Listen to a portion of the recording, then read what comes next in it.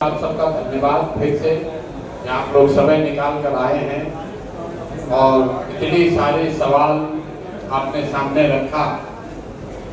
तो पहले हम लोग जो डॉक्टर साहब हैं और एक पीछे भारी क्रांतिकारी साथी हैं, इन लोगों के सवाल से ही शुरू करते हैं। डॉक्टर साहब ने कहा कि बुद्धिजीवियों को तो कोई पूछ नहीं रहा है, हम लोग का वैल्यू नहीं कर रहा है। तो मेरे भाई, बुद्धिजीवियों को क्यों नहीं पूछा जा रहा है? इसके लिए समाज और दल ने दोषी नहीं है, इसके लिए दोषी आप और हम खुद हैं। बिहार में समझदार लोग, बुद्धिजीवी तो मैं किसी को नहीं कहता हूँ, समझदार लोगों की ये दुर्दशा क्यों है? तो आप तो बहुत बड़े फिलोसॉफिकल अंदाज में आपने कुछ बात कही। तो ग्रीस में एक बहुत बड़े दार्शनिक थे, प्लेटो। उन्होंने कहा, if you do not participate in democracy, be ready to be ruled by your inferiors. अगर समाज में, राजनीति में आप सक्रिय भूमिका नहीं अदा करेंगे तो इस बात के लिए तैयार रहिए कि कोई मूर्ख आदमी राजा बनकर आप पर शासन करेगा। और राजनीति की भागीदारी का मतलब ये नहीं है कि हर आदमी राजनीति में चला है। राजनीति में भागीदारी का मतलब ये है कि सामाजिक राजनीतिक नजरिए से ऐसी चीजें जो आपके जीवन को, आपके बच्चों के जीवन को प्रभावित कर सकती हैं, कम से कम उससे आपका जुड़ाव, लगाव होना चाहिए। अब आपका है कि नहीं, अभी जांच लीजिए। हम 3 बरस से बिहार में पैदल चल रहे हैं और जितने भी सवाल यहाँ पूछे गए, कोई ऐसा सवाल नहीं है जिसको पहले दिन हमको चंपारण में न पूछा गया हो और जिसको आज आप यहाँ दोहरा नहीं रहे। अभी तक हम इतने, इसीलिए हम ये मौका देते हैं लोगों को कि शायद कोई नया सवाल आ जाए। कोई ऐसा सवाल आपने नहीं पूछा, चाहे वो पलायन की बात हो, भ्रष्टाचार कम करने की बात हो, जन सुराज पर लोग का भरोसा क्यों हो इसकी बात हो, भूमि सुधार की बात हो, चकबंदी की बात हो, ये सारे बातों पर लोगों ने सवाल पूछे हैं। उसका सैकड़ों बार जवाब दिया गया है और उन जवाबों को आपने अपने फेसबुक पर, यूट्यूब पर देखा, समझा भी है। लेकिन राजनीति से आप अपने आप को इतना अलग मानते हैं, वीडियो पर देख लिए, ठीक है, जब होगा तब देखा जाएगा, जब मिलेंगे के पसंद तब सोचेंगे। हम काहे दिमाग लगाएं? यही कारण है कि पिछले 25-30 सालों में आप जैसे समझदार लोग, हम अपने आप को भी उसमें शामिल कर रहे हैं, आप जैसे समाज की समझ रखने वाले लोग या तो राजनीति में धकिया कर किनारे कर दिए गए या स्वेच्छा से आप ही खुद से किनारे हो गए। अब बचा कौन समाज में? तो जितना लंपट बदमाश है वही नेता बनकर आप समझा कर रहा है। अब फिर आप कहते हैं कि भैया सुधार नहीं हो रहा है। लोग कहते हैं कि हमारे पास विकल्प नहीं। बिहार में लोगों का एक स्टैंडर्ड आंसर है कि हमारे पास विकल्प नहीं था। भैया अब आप आए हैं, अब आपके साथ हम लोग चलेंगे। मेरे भाई, आप लोग जितने लोग यहाँ बैठे हैं, ज्यादातर लोग वोट 1-2 बार तो दिए ही होंगे। शहर के लोग ज्यादा वोट नहीं देते हैं, लेकिन हम मान रहे हैं कि आप लोग कुछ वोट दिए होंगे। तो भैया ईवीएम पर नोटा था कि नहीं? नोटा क्यों नहीं दबाए? कुछ लोग ये कहता है कि नोटा इसलिए नहीं दबाए कि वोट बर्बाद हो जाता। संवैधानिक व्यवस्था ये है कि अगर नोटा को वोट सबसे ज्यादा मिल जाए तो पार्टियों को वैधानिक तौर पर नए उम्मीदवार रखकर फिर से चुनाव कराने पड़ेंगे। अगर आपको लगा कि ऊपर वाला सब खराब था तो नोटा दबाने से किसने रोका था? मेरे भाई, जब वोट होता है तब तो आप कहते हैं वोट काहे खराब करें। अगर कोई अच्छा आदमी बिहार में खड़ा हो जाए तो आप टिहरी में, सासाराम में, नौहट्टा में, तिलौतू में बैठ के क्या करते हैं? बिहार में ना चलिए हम। कोई प्रोफेसर साहब, डॉक्टर साहब, समाज सेवी, कोई महिला, कोई बुद्धिजीवी खड़ा हो जाए तो आप अपने घर में, दुकान में बैठ के कहते हैं, अरे चलिए हम बिहार में। ना चलिए ना, आदमी तो ठीक पड़ा, लेकिन इनका संगे कोई है नहीं थे। मेरे भाई, आप देखते हैं कोई अगर हिम्मत करके खड़ा भी होता है, शुरू में 10-20 लगता है कि इसको 10-20 हजार वोट मिलेगा, लेकिन ये भाई साहब जो बता रहे थे, वोट आते आते उसको 500 वोट भी नहीं मिलता है। और उसके अपने समर्थक ये क्या कहते हैं, समाज के भले लोग क्या कहते हैं, जस्टिफाई कैसे करते हैं? क्या करें? उनको वोट दे भी देते, वो जीत भी जाते तो क्या कर लेते? वो तो कैसे मेरा वोट बर्बाद हो जाता। मेरे भाई, जब समाज में कोई अच्छा आदमी खड़ा होता है और आपके वोट न देने की वजह से वो हारता है, तो एक आदमी के हारने से 100 अच्छे आदमी का हिम्मत टूटता है कि हमको लोकतंत्र में नहीं आना। एक आदमी अच्छा जीतेगा तो लोग बताएगा देखिए वो प्रोफेसर साहब खड़ा हुए थे गुरुआ से जीत गए, देखिए वो प्रोफेसर वो डॉक्टर साहब किलौतू से खड़ा हुए थे समाज सेवी थे जीत गए। अभी क्या कहता है, अरे भैया देखे नहीं वो खड़ा हुए थे ना, कई वो वोट मिला, 1500 तो वोट में मिला था उसको। इसलिए मेरे भाई राजनीति तब सुधरेगी जब समाज सुधरेगा। लेकिन ये जो आपने कहा कि जब तक समाज नहीं सुधरेगा, सवाल ये है कि क्या जब तक समाज नहीं सुधरेगा तब तक राजनीति में प्रयास नहीं होना चाहिए? बिल्कुल ये भी धारणा गलत, क्योंकि जिसको राजनीति करके समाज का अगुवाई करना है उसके पास ये विकल्प नहीं है कि समाज में सब अच्छा हो जाएगा तब हम जगेंगे। बिहार में दूसरा एक्सक्यूज लोग क्या देते हैं, भैया मन तो है राजनीति में आने का लेकिन जातीय बहुत है। दो लोगों ने सवाल पूछा कि जाति से कैसे निपटिएगा, तो आप खुद काम नहीं करना चाहते हैं तो कहते ना हम तो आते समाज में काम करते, लेकिन बिहार में बाहुबल बहुत है, जाति बहुत है, पैसा बहुत लगता है, इसीलिए हम नहीं आ रहे। ये तीनों आपका बहुत बड़ा भ्रम है। ये आपका बहुत बड़ा भ्रम है कि बिहार में हर आदमी जाति पर ही वोट देता है। ये आपका बहुत बड़ा भ्रम है कि बिहार में सब गुंडा बदमाश ही जीत रहा है। ये आपका भ्रम है कि बिना पैसे के चुनाव नहीं लड़ा जा सकता। अब तीनों बात का उत्तर भी आपको देंगे, आपको समझ में भी आएगा। लेकिन शुरू इससे करते हैं कि किसी ने पूछा कि हम लोग कैसे लोगों को समझाएं कि प्रशांत किशोर जो कह रहे हैं, जगसुराज जो कह रहा है उसी से तुम्हारा भला होगा। आप ये कह रहे हैं कि हम उनको जाके आप बताना चाहते हैं कि प्रशांत किशोर बहुत बड़े विद्वान हैं, इन विषयों की उनको समझ है इसलिए उनको वोट देना चाहिए। हम आपको कह रहे हैं भैया ना हम विद्वान हैं ना हमको सभी विषयों की समझ है, ना किसी को हो सकती है। लोगों को आप कैसे समझाइएगा?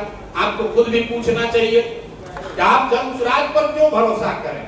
तो भैया हम इसका सीधा जवाब रोज देते हैं कि जगसुराज पर बिल्कुल भरोसा मत कीजिए, बिल्कुल भरोसा मत कीजिए। लोकतंत्र में ये व्यवस्था आपको बनाई गई है, किसी दल किसी नेता पर आपको भरोसा परमानेंट नहीं करना है, उसको 5 वर्ष का अवसर देना है। 5 वर्ष में वो काम करे तो ठीक, न करे तो उसको हटाइए। अब जगसुराज पर भरोसा करें कि न करें उसके लिए एक आपको उदाहरण दे देते हैं। मान लीजिए कि आपको चीनी का रोग है, यहाँ बैठे बहुत लोगों को हो भी सकता है। चीनी का रोग होता है, आप टिहरी में डॉक्टर के पास जाइएगा तो डॉक्टर साहब आपको बताएंगे भैया ये रोग ठीक नहीं होगा, आप दवा खाते रहिए, शुगर लेवल कंट्रोल में रहेगा, थोड़ा संयम रखिए, एक्सरसाइज कीजिए, चीनी उनी ज्यादा मत खाइए। आप घर आइएगा क्या बताइएगा, तो भैया चीनी का रोग हो गया है, थोड़ा संयम से ही रहना पड़ेगा। कोई जलेबी देगा खाने के लिए, आप नहीं खाइएगा, ए भाई संभाल के रहो हमको चीनी का रोग है, मना है। फिर किसी ने बताया भैया पटना में एक बहुत बढ़िया डॉक्टर है, आप वहां गए, उससे शायद कुछ कंट्रोल हो जाए, तो शायद आपको दवा बदल देगा। लेकिन वो भी ये कहेगा कि ठीक नहीं होगा भाई, रहना तुमको चीनी के रोग के साथ ही है, तुमको अब 2 बार खाना नहीं, 2 बार दवा नहीं लेनी पड़ेगी, एक नई दवा आई है, खाली सुबह में एक टैबलेट खाइए, इसी से ठीक हो जाएगा। आप मन में सोच के चलिए कुछ तो सुधार हुआ, आ गए। फिर कोई अभी घर पर आपके आया, बोला भैया दिल्ली में एक नया डॉक्टर आया है, उसके पास चीनी का रोग का इलाज है, आप अपना रिजर्वेशन वगैरह कराइएगा, किसी को जानते हैं भैया चलो यार उस डॉक्टर से मिलाते हैं। दिल्ली आप डॉक्टर के पास पहुंचे, डॉक्टर ने आपको बताया हाँ भाई दवाई तो एक नया आया है, दवा नई आई है जिससे चीनी का रोग ठीक हो सकता है, लेकिन ठीक होने की संभावना सिर्फ 50% ही है। 50% संभावना है, ठीक हो भी सकता है, ठीक नहीं भी हो सकता है। आप क्या करिएगा, सब खाने से कोई नुकसान तो नहीं ना होगा, तो लगा नुकसान नहीं होगा, संभावना ठीक होने का 50% है, तो आप क्या कहिएगा, अरे भाई नुकसान नहीं है तो चलो ट्राई कर लो यार, कम से कम 50% मेरा काम हो जाए। तो भैया जगसुराज वही नई दवा है, जगसुराज वही नया वाला दवा है। जदयू राजद आप देखे, पहले लालू जी का लंदन देख लिए, फिर उससे बढ़िया कुछ खाए नीतीश कुमार मोदी को देख लिए, चीनी का रोग ठीक नहीं हुआ, बिहार का दशा कुछ सुधरा, लेकिन आपकी दशा नहीं सुधरी।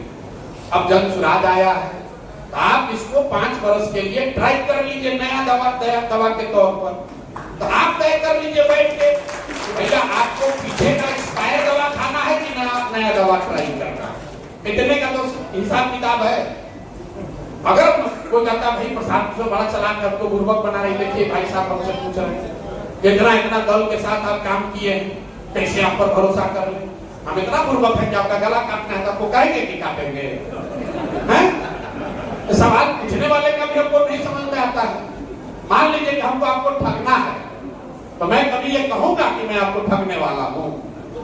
हिंदी का शब्द है विश्वासघात। विश्वास पहले है, घात बाद में। जिस पर विश्वास कीजिएगा वही घात कर सकता है। तो मेरे भाई किसी से ये सवाल मत पूछिए, ये भाई हमको धोखा नहीं ना दोगे? अरे भाई वो तो धोखा कर देना होगा तो हमको कहेगा। तो आपके पास लोकतंत्र में बहुत अच्छी व्यवस्था है। 5 वर्ष आप जिस पर भी भरोसा करना चाहें उसको 5 वर्ष आप भरोसा कीजिए, उसको वोट दीजिए। लेकिन ये वोट और भरोसा 5 वर्ष के लिए है, जीवन भर की बंधुआ मजदूरी नहीं है। इसका असर क्या होता है? अब आप सब बुद्धिजीवी लोग हैं। इस देश में 1/3 इकोनॉमी 5 ही राज्य में है। 5 वो राज्य है जहां 1/3 इकोनॉमी है, अर्थव्यवस्था है। कौन 5 राज्य है? केरल, तमिलनाडु, आंध्र प्रदेश, तेलंगाना और कर्नाटक। ये 5 राज्यों में देश की 1/3 अर्थव्यवस्था है। इन 5 राज्यों में अलग अलग भाषा बोली जाती है, अलग अलग जाति संप्रदाय के लोग हैं, अलग अलग दलों ने अलग अलग समय में वहां सरकार बनाई है। वहां पर भी बिहार से कम भ्रष्टाचार नहीं है, वहां पर भी जातियों का इतना ही प्रभाव है। फिर वो राज्य बिहार के मुकाबले इतने आगे क्यों हैं? उन 5 राज्यों में एक बात हुई है जो कहीं पूरे देश में नहीं हुई। उन 5 राज्यों में आजादी के बाद आज तक कोई भी व्यक्ति, कोई नेता 10 वर्ष से ज्यादा मुख्यमंत्री नहीं बना है। लोग पलटते रहते हैं, लोग पलटते रहते हैं। काम कीजिए या मत कीजिए, जनता का प्रभाव तब रहेगा जब नेता के मन में यह डर होगा कि मेरे भाई हम काम नहीं करेंगे तो जनता हराएगी। जब नेता जनसुराज पर भी ये लागू होता है। जनसुराज की भी कल व्यवस्था बन जाए और हम ये जान जाएं कि हमको जनता हराएगी नहीं, तो जनसुराज के नेता भी काम नहीं करेंगे। किसी ने पूछा भाई आप रोहतास के उद्योग पर क्या बोलेंगे? आप जरा बताइए।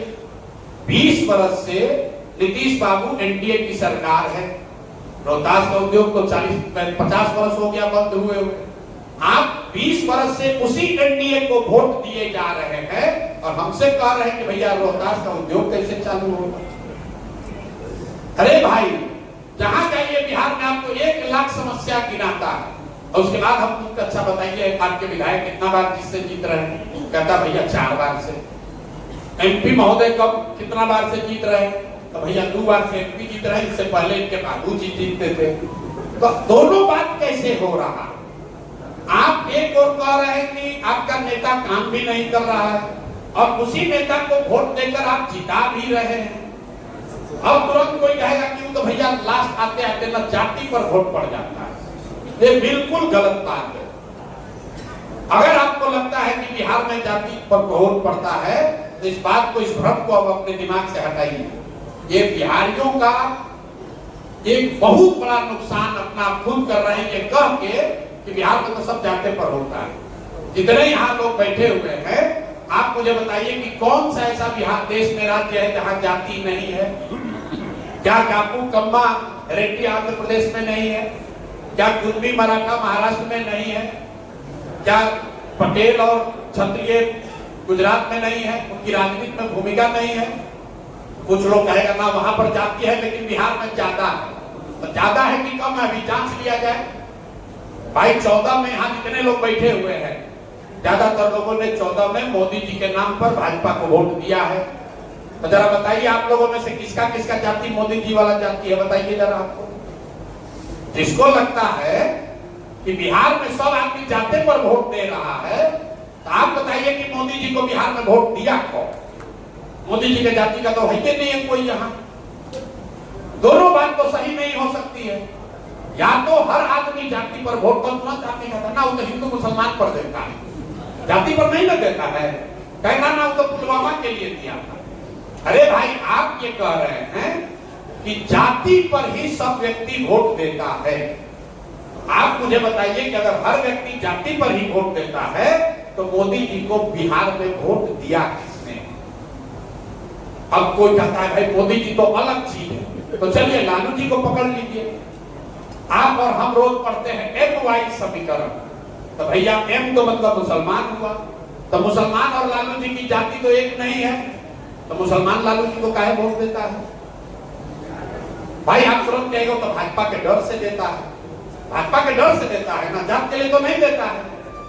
मेरे भाई, ये आप भ्रम मत पालिए कि हर व्यक्ति जाति पर ही वोट देता है।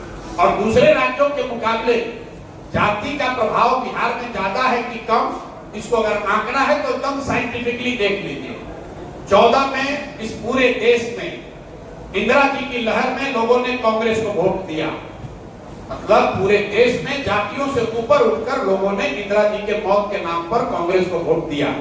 तो बिहार में भी लोग जाति से ऊपर उठकर कांग्रेस को वोट दिए। 1989 में पूरे हिंदी हार्टलैंड में बीपी सिंह को वोट दिया लोगों ने, तो बिहार में भी लोग जाति से ऊपर उठकर बीपी सिंह को वोट दिए। 2014 में जब मोदी जी को पश्चिमी और उत्तरी भारत में वोट मिला, जब झारखंड में जाति टूटी, गुजरात में जाति टूटी, उत्तर प्रदेश में जाति टूटी, तो बिहार के लोग भी जाति से ऊपर उठकर मोदी के नाम पर वोट दिए। पुलवामा के नाम पर जब पूरे देश में वोट पड़ा, तो बिहार में भी लोग जातियों से ऊपर उठकर पुलवामा के नाम पर वोट किए। मेरे भाई, अगर आप किसी भी एंगल से देखिएगा तो जाति जो है वो राजनीति की एक सच्चाई है, जाति एकमात्र सच्चाई नहीं है।